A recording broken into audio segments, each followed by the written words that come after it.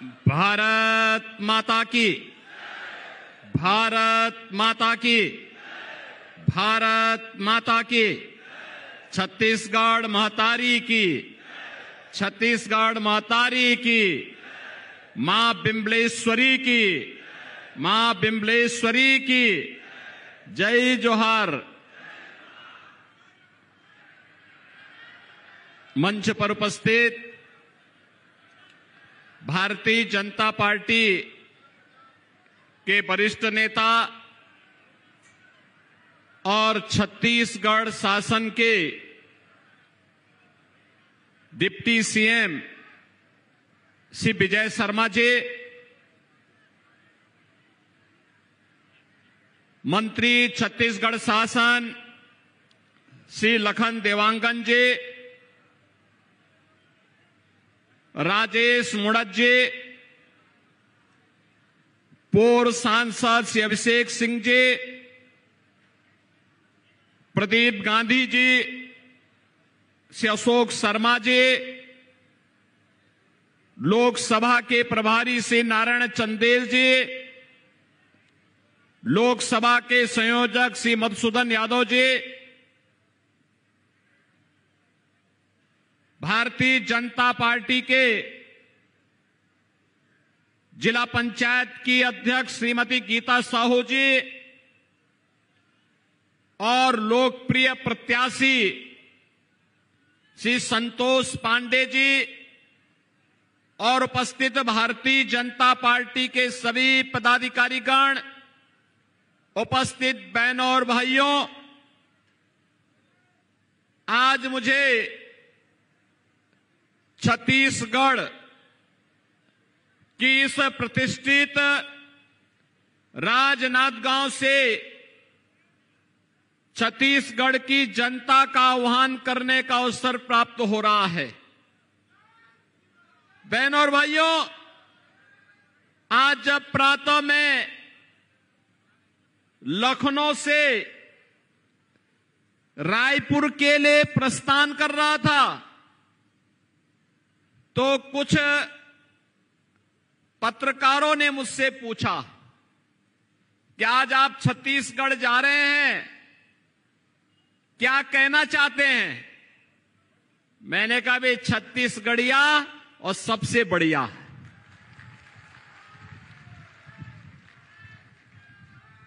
लोगों ने कहा कैसे? मैंने कहा भाई ननिहाल किसको अच्छा नहीं लगता है, और छत्तीसगढ़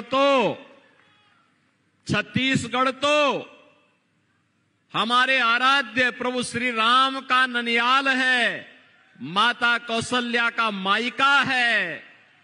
जितने अभिभूत उत्तर प्रदेश वासी और देशवासी हुए हैं, अयोध्या में 500 वर्षों के बाद रामलला के पुनरागमन पर उससे ज्यादा खुशी छत्तीसगढ़ वासियों को है। और इसीलिए तो छत्तीसगढ़ के बहन और भाई जहां अभिभूत हैं, आनंदित हैं, वहीं मुझे छत्तीसगढ़ के अपने बहन भाइयों के साथ आज चुनावी सभाओं के माध्यम से संवाद बनाने का अवसर प्राप्त होगा।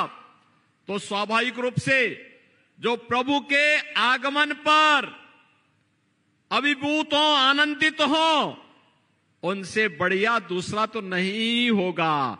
और इसलिए मैंने कहा छत्तीसगढ़िया तो सबसे बढ़िया।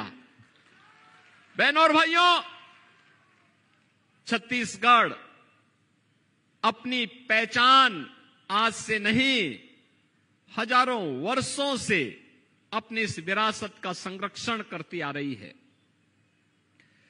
सरकारों ने उपेक्षा की होगी, लोगों ने तमाम प्रकार के गलत तरीके से यहां की छवि को प्रस्तुत करने का प्रयास किया होगा, लेकिन भारतीय जनता पार्टी की सरकारें छत्तीसगढ़ के अंदर या केंद्र में श्रद्धेय अटल जी की सरकार रही हो या फिर पिछले 10 वर्ष में प्रधानमंत्री मोदी जी के नेतृत्व की सरकार, जिस मजबूती के साथ छत्तीसगढ़ को उसकी पहचान दिलाने के लिए प्रतिबद्ध दिखाई देती है, वह अभिभूत करने वाली है।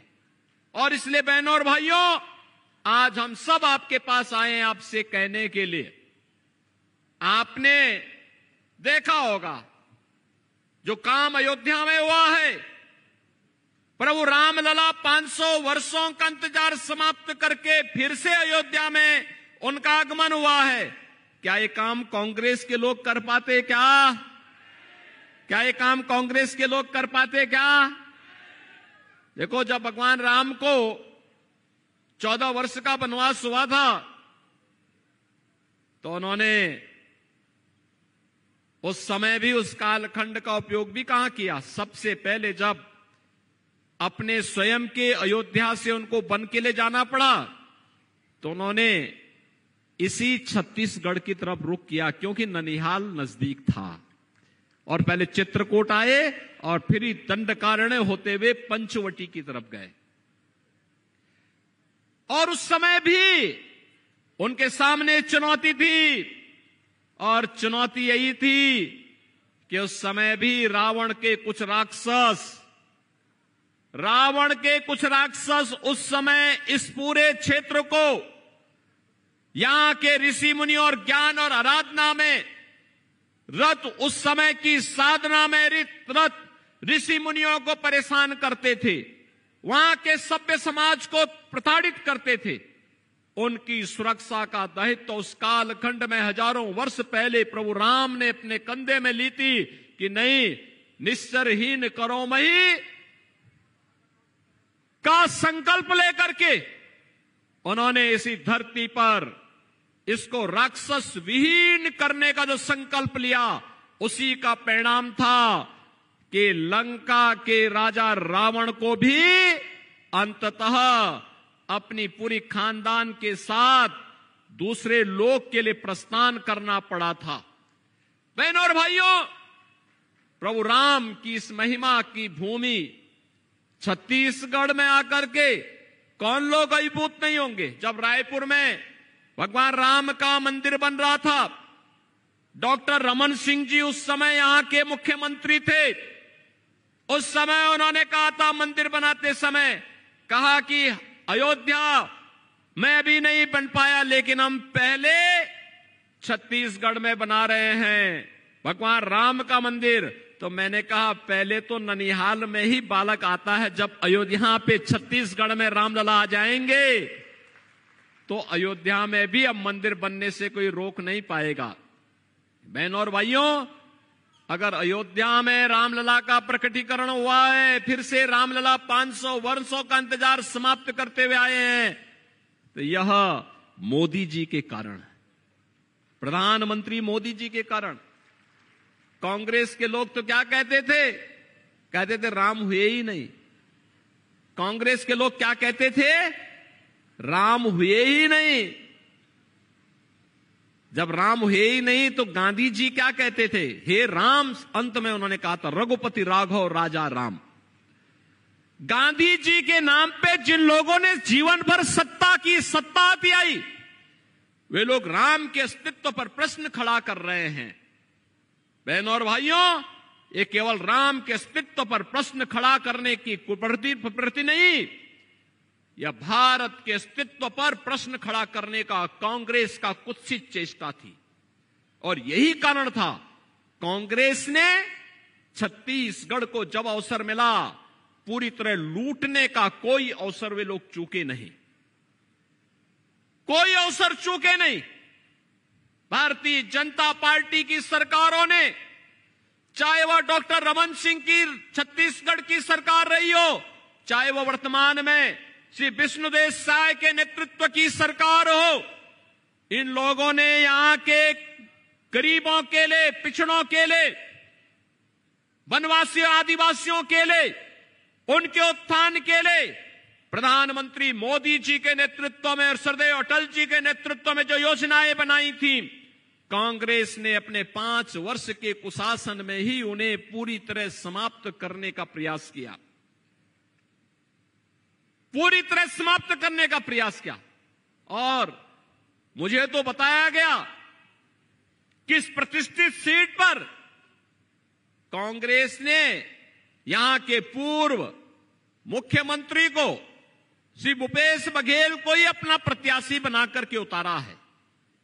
यानी जिनके ऊपर पहले से ही शराब घोटाले का, कोयला घोटाले का, पब्लिक सर्विस कमीशन के घोटाले का, डीएमएफ घोटाले का, गोठान घोटाले का और महादेव ऐप के घोटाले का आरोप हो और एफआईआर भी लॉन्च हो चुकी हो और व्यक्ति पूरी ठसक के साथ चुनाव लड़ने का दुस्साहस कर रहा है, इसका मतलब वह ये मान के चलता है कि हम कितना भी बड़ा अपराध करेंगे तो हम लोग समाज की आंखों में धूल झोंक करके सत्या त्याग लेंगे। अब नहीं होने वाला है। ये नया भारत है, नया भारत। नए भारत में घोटालेबाज नहीं चलेंगे, नहीं चलेंगे। बहनों और भाइयों, घोटाले की हद तो शराब घोटाला, कोयला घोटाला, ये तो कांग्रेस की प्रवृत्ति थी। भूपेश बघेल जी ने तो अपने शासनकाल में गोबर का भी घोटाला कर डाला। आप सोचो, जिन गरीबों को खाद के लिए पैसा मिलना चाहिए था, यूरिया दुनिया के अंदर मिल रही है 3000 रुपए बोरे में, वही 300 रुपए में भारत के अंदर भारत की सरकार, मोदी सरकार दे रही है। लेकिन ये तो यहां पर कांग्रेस की सरकार ने गोबर का भी घोटाला कर डाला। बहनों और भाइयों, यहां पर मैं सोचता हूं कभी कभी गौ माता को भी तस्करों के हवाले कर दिया गया था, कसाईयों के हवाले कर दिया गया था। लब जिहाद की घटनाओं को पूरी तरह छूट दे दी गई थी।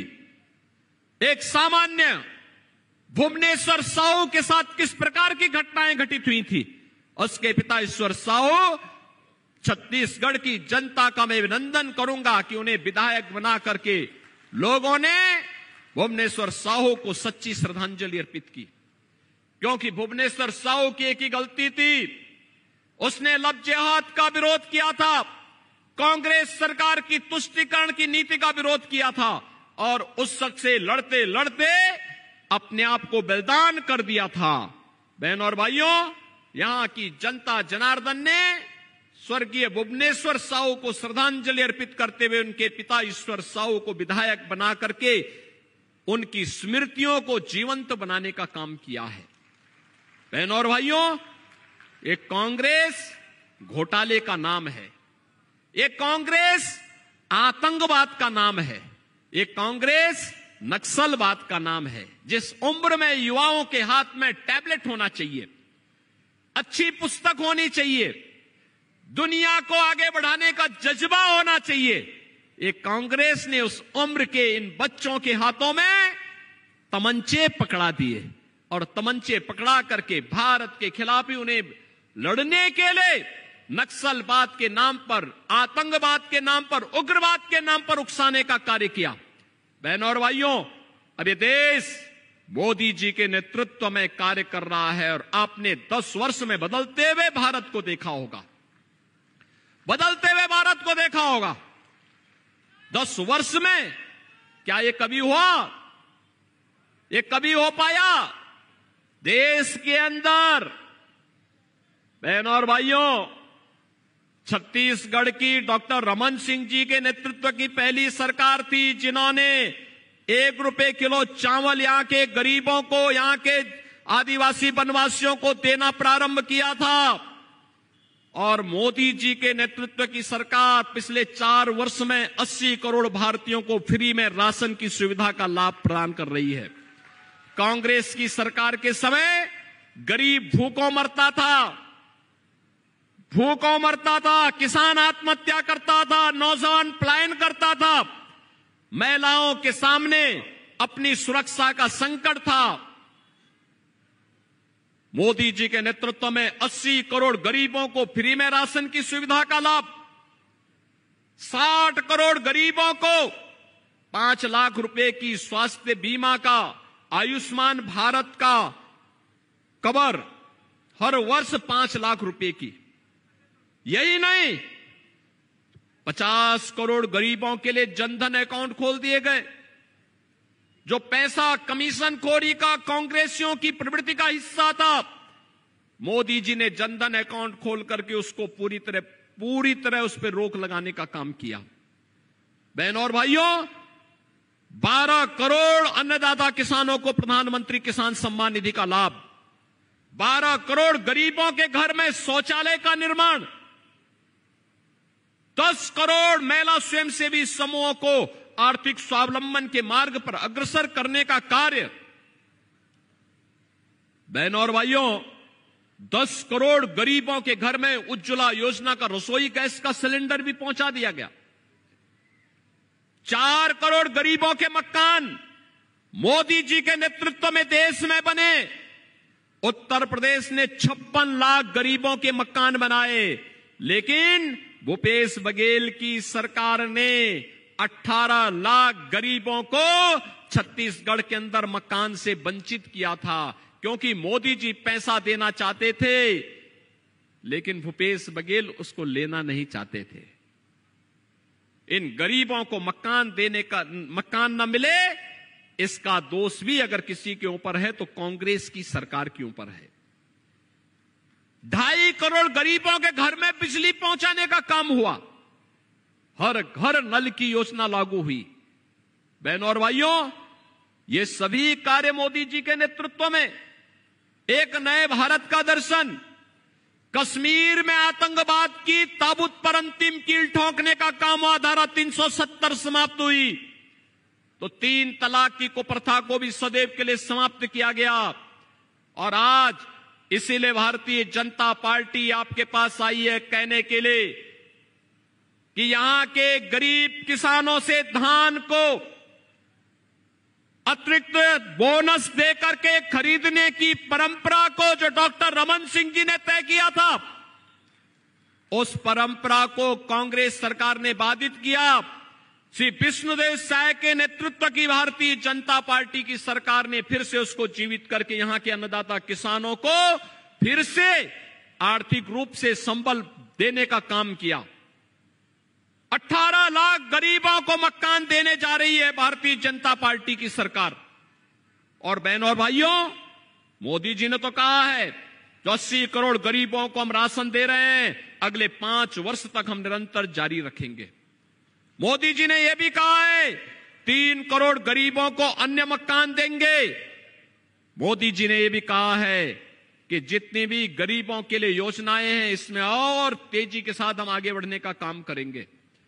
लेकिन बहनों और भाइयों, आज मोदी जी ने कहा है इस देश को दुनिया की एक बड़ी ताकत बनाना है, विकसित भारत, आत्मनिर्भर भारत, ग्लोबल लीडर भारत, एक ऐसा भारत जहां हर नागरिक के चेहरे पर चमक हो, हर नागरिक अपने आप को सुरक्षित महसूस करे, बेटी हो या व्यापारी, इन सबको सुरक्षा की पूरी गारंटी हो।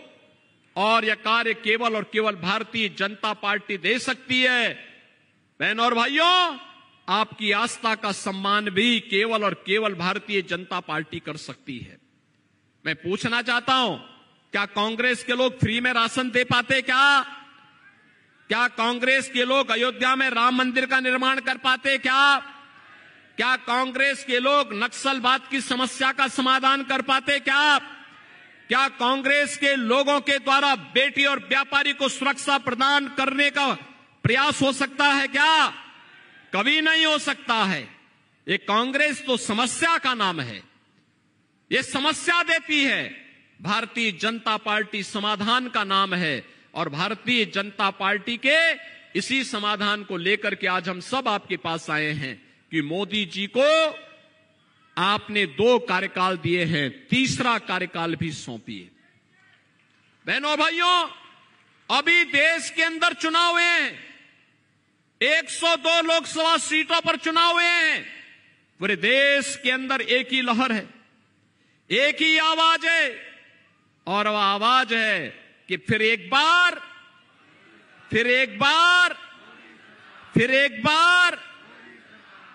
मोदी सरकार। तो फिर एक बार मोदी सरकार की जो गूंज है, उस गूंज को छत्तीसगढ़ में भी हमें गूंजायमान करना है। सहमत हैं?